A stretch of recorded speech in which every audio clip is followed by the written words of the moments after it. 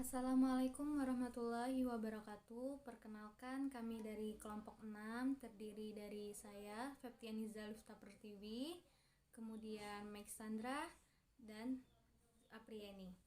Baiklah, di sini kami akan menjelaskan studi kasus dari kelompok 6. Berikut soal-soalnya. Diminta berdasarkan hasil dari wawancara tersebut, Anda diminta untuk menuangkan ke dalam kertas kerja prosedur pemeriksaan.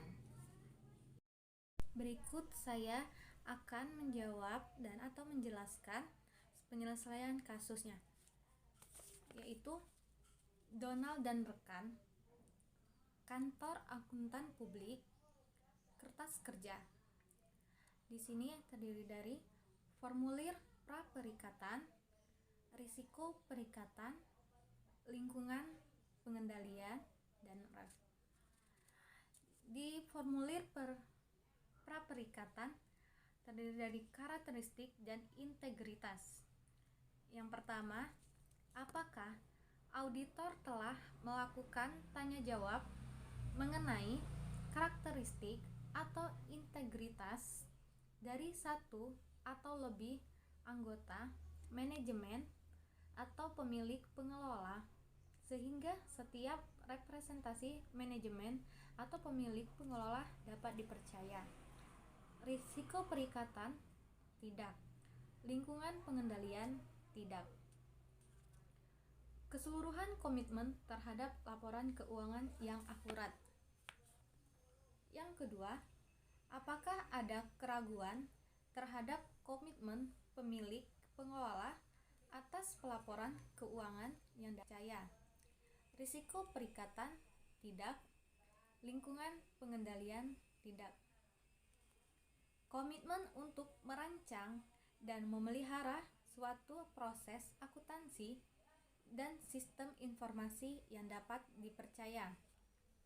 Yang ketiga, apakah ada pertimbangan yang harus diperhatikan mengenai komitmen dari manajemen untuk merancang dan memelihara suatu proses akuntansi dan sistem informasi yang dapat dipercaya, atau pengawasan internal yang efektif? Risiko perikatan, tidak. Lingkungan pengendalian, tidak.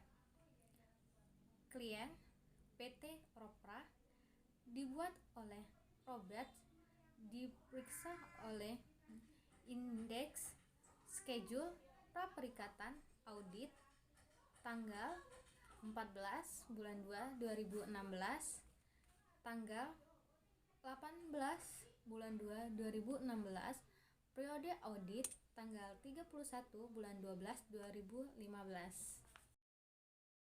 Saudara adalah auditor senior KAP Dolan dan rekan atau KAP DN. Saat ini bertugas untuk mengaudit PT Robusta Pratama atau PT Ropra di Jakarta.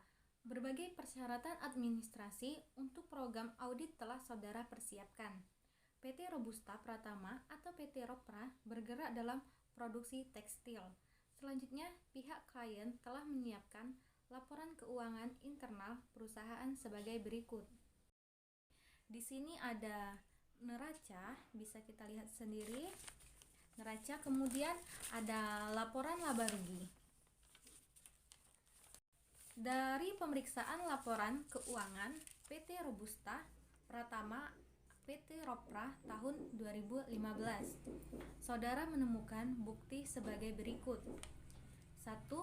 Dalam pemeriksaan fisik kas ditemukan bahwa perusahaan belum mencatat pembelian ATK kantor sebesar 2 juta rupiah.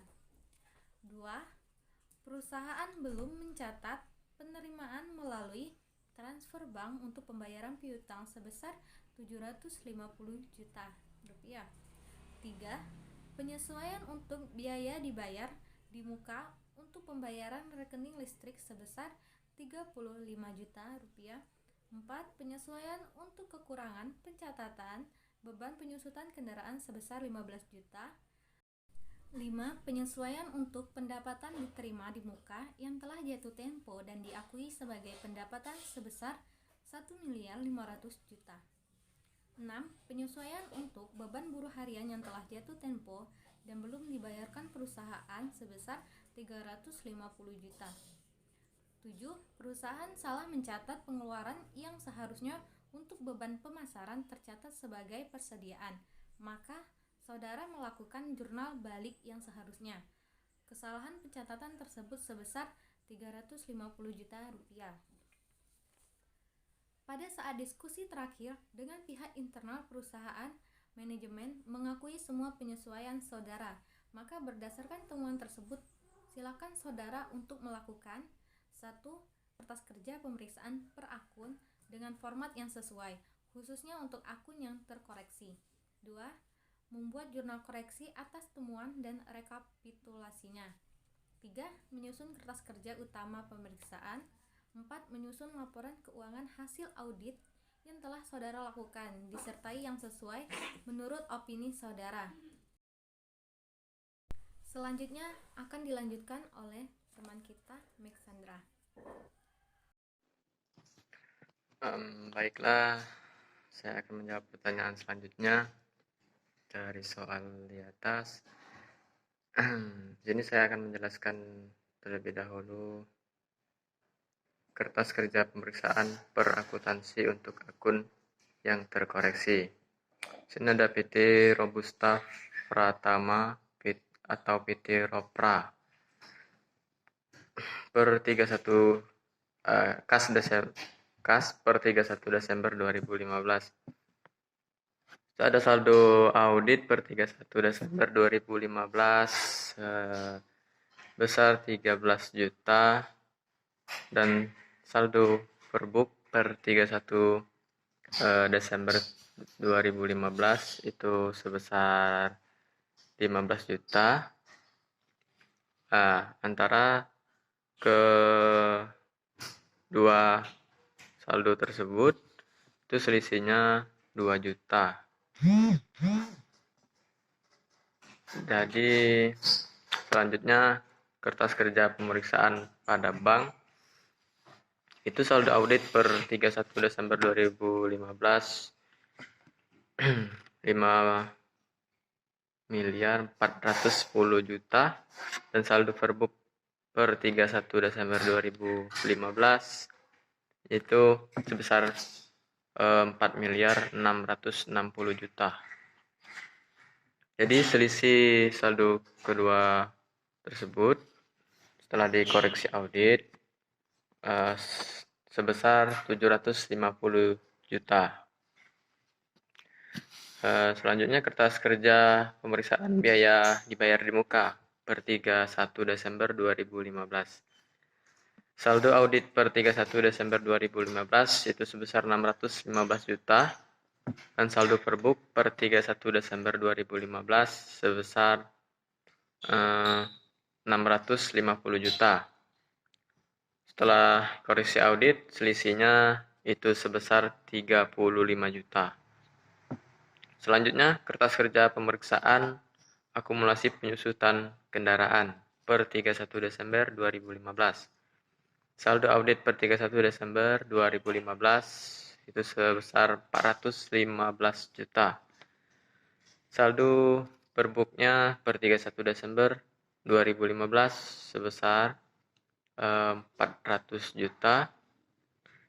Selisih antara kedua saldo tersebut setelah dikoreksi sebesar. Baik, selanjutnya kertas kerja pemeriksaan pendapatan diterima di muka per 31 Desember 2015 itu saldo audit per 31-nya 4 miliar dan saldo perbuk per 31 Desember 2015 yaitu sebesar 5.500 juta rupiah. Selisih antara kedua saldo tersebut yaitu sebesar 1.500 juta rupiah. Dan selanjutnya kertas kerja pemeriksaan utang karyawan. Ini saldo auditnya sebesar 650 juta rupiah dan saldo verbuk per 31 Desember 2015 itu sebesar 300 juta rupiah. Kemudian selisih kedua saldo tersebut yaitu sebesar 350 juta rupiah. Oke, selanjutnya kertas kerja pemeriksaan persediaan per 31 Desember 2015. Saldo audit per 31 Desember 2015 itu sebesar 43 miliar 923.500.000 rupiah. Dan saldo perbuk per 31 Desember 2015 yaitu sebesar 44 miliar 273 juta rupiah. Kemudian selisih kedua saldo tersebut setelah koreksi audit itu sebesar 349.500.000 rupiah. Oke, terakhir ini jurnal koreksinya. Judul sudah tertulis nomor, nama akun, jumlah debit kreditnya. Untuk nomor 1, biaya ETK kantor itu di debit 2 juta, kemudian kas di kredit 2 juta rupiah. Nomor 2 itu bank masuk ke debit 750 juta rupiah. Piutang usahanya masuk ke kredit 750 juta rupiah. Dan nomor 3 beban atau biaya listrik itu masuk di debit sebesar 35 juta rupiah. Biaya dibayar di muka itu masuk di kredit 35 juta rupiah. Dan nomor 4 itu biaya penyusutan kendaraan. Masuk di debit sebesar 15 juta, kemudian akumulasi penyusutan kendaraannya di kredit 15 juta.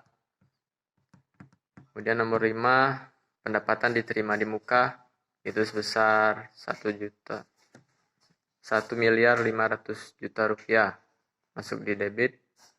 Kemudian pendapatannya masuk ke kredit itu sebesar 1.500.000.000 rupiah. Kemudian nomor 6, beban atau biaya buruh harian itu sebesar 350 juta rupiah masuk di debit.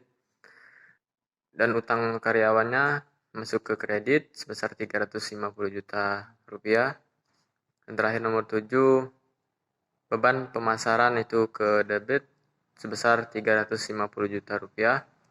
Persediaannya masuk ke kredit sebesar 350 juta rupiah. Baik, selanjutnya akan dilanjutkan oleh Afrieni. Baiklah, di sini saya akan melanjutkan soal nomor 3 dan soal nomor 4, yaitu menyusun kertas kerja utama pemeriksaan dan menyusun laporan keuangan hasil audit. Bisa dilihat di sini ada format kertas kerja utama pemeriksaan PT Robusta Pratama PT Roprap per 31 Desember 2015. Di sini ada nama akun, neraca awal, koreksi audit, laporan laba rugi, neraca audit. Nama akun dan neraca awal ini diambil dari soal neraca dan laporan laba rugi. Tinggal dimasukkan nama akun dan nominalnya. Tetapi di neraca awal, di laporan neraca, aset lancar dan aset tetap itu diposisikan di debit dan kecuali itu di kredit. Kemudian di bawahnya, laporan laba rugi, pendapatan usaha dan pendapatan lain-lain itu diposisikan di kredit, dan harga pokok pendapatan dan beban-beban itu diposisikan di debit. Maka didapatlah hasilnya 212.891 juta rupiah. Begitupun kredit. Kemudian koreksi audit. Koreksi audit ini diambil atau bisa dilihat di jurnal koreksi dan tinggal disesuaikan dengan akunnya. Salah satu contohnya yaitu nomor 1, beban ATK kantor pada bank, dan itu tinggal disesuaikan saja debit kreditnya. Begitupun seterusnya, maka didapatlah hasilnya 3.002 juta rupiah. Begitupun kredit. Kemudian laba rugi, sesuai dengan namanya, maka dihitung dari laporan laba rugi. dan tinggal disesuaikan saja neraca awal dan koreksi audit jika sama-sama ada nominalnya. Seperti contoh pendapatan usaha, di mana neraca awal dikredit 125 miliar dan koreksi audit kredit 1.500.000.000.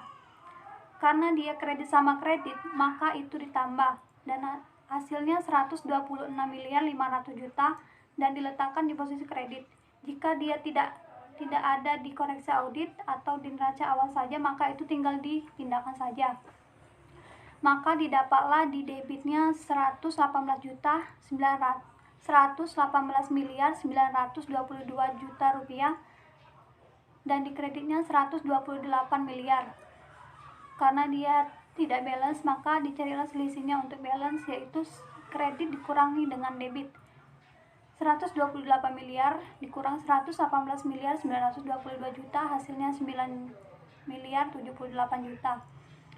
Kemudian neraca audit, sesuai dengan namanya, neraca audit itu sama saja seperti laporan laba rugi caranya, tetapi dia mengisinya di neraca saja. Maka didapatlah hasilnya di debit 94.334.000.000 rupiah dan di kreditnya 85.256.000.000 rupiah. Karena kita ingin membalanskan, maka dicarilah selisihnya, yaitu 94.334.000.000 dikurang 85.2.560.000.000, hasilnya 9.078.000.000 rupiah. Maka hasilnya pun balance. Kemudian ini adalah nomor 4, yaitu laporan keuangan, salah satunya laporan laba rugi. Format dan nama akunnya sama seperti soal. Hasil nominal ini diambil dari kertas kerja utama pemeriksaan yang tadi sudah dihitung. Maka didapatlah laba kotornya 26.500.000.000 rupiah. Kemudian beban ADM dan umumnya didapatlah hasilnya 16.450.000.000 rupiah. Kemudian pendapatan dan beban lainnya 500 juta rupiah. Maka didapatlah laba sebelum beban bunga banknya, yaitu 10.548.000.000 rupiah. Beban bunga bank 1.470.000.000 rupiah. Maka didapatlah laba perusahaannya, yaitu 9.078.000.000 rupiah. Kemudian ada laporan neraca, yaitu formatnya dan nama akun sama saja seperti soal, dan nominalnya diambil dari kertas kerja pemeriksaan yang telah dihitung tadi. Maka didapatlah jumlah aset lancarnya, yaitu 81.334.000.000 rupiah, jumlah aset tetapnya 13 miliar, dan jumlah penyusutannya yaitu 4.215.000.000 rupiah. Nilai buku aset tetap itu didapat dari jumlah aset tetap dikurang jumlah penyusutan, hasilnya 8.785.000.000, dan total aset semuanya adalah 90.119.000.000 rupiah. Kemudian di sebelah kanan kewajiban, jumlah kewajiban lancarnya yaitu 45.650.000.000 rupiah. Jumlah kewajiban jangka panjang 22.591.000.000 rupiah. Kemudian di ekuitas jumlahnya yaitu 21.878.000.000 rupiah. Total kewajiban dan ekuitas 90.119.000.000 rupiah, dan itu pun balance dengan aset. Itulah hasil dari penjelasan saya nomor 3 dan nomor 4. Opini saudara akan dijelaskan oleh Lifta. Opini auditor. Kepada yang terhormat para pemegang saham PT Robusta Pratama atau PT Ropra, kami telah mengaudit neraca PT Robusta Pratama atau PT Ropra tanggal 31 Desember 2015 dan laporan laba rugi, perhitungan laba ditahan dan laporan arus kas untuk tahun berakhir pada tanggal tersebut. Laporan keuangan adalah tanggung jawab manajemen perusahaan.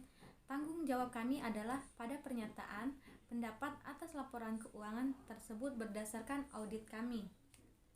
Kami melaksanakan audit berdasarkan standar auditing yang ditetapkan oleh Ikatan Akuntansi Indonesia. Standar tersebut mengharuskan kami untuk merencanakan dan melaksanakan audit agar kami memperoleh keyakinan yang memadai bahwa laporan keuangan bebas dari salah saji yang material. Suatu audit meliputi pemeriksaan atas dasar pengujian bahan bukti yang mendukung jumlah-jumlah dan pengungkapkan dalam laporan keuangan. Audit juga meliputi penilaian standar akuntansi yang digunakan dan estimasi signifikan penting yang dibuat oleh manajemen serta penilaian terhadap penyajian laporan keuangan secara keseluruhan. Kami yakin bahwa audit kami memberikan dasar yang memadai untuk menyatakan pendapat. Menurut pendapat kami, laporan keuangan tersebut di atas menyajikan secara wajar dalam semua hal yang material. Posisi keuangan dari PT Robusta Pratama atau PT Ropra per 31 Desember 2015 serta hasil operasi dan arus kasnya untuk tahun yang berakhir pada tanggal tersebut sesuai dengan standar akuntansi yang berlaku umum.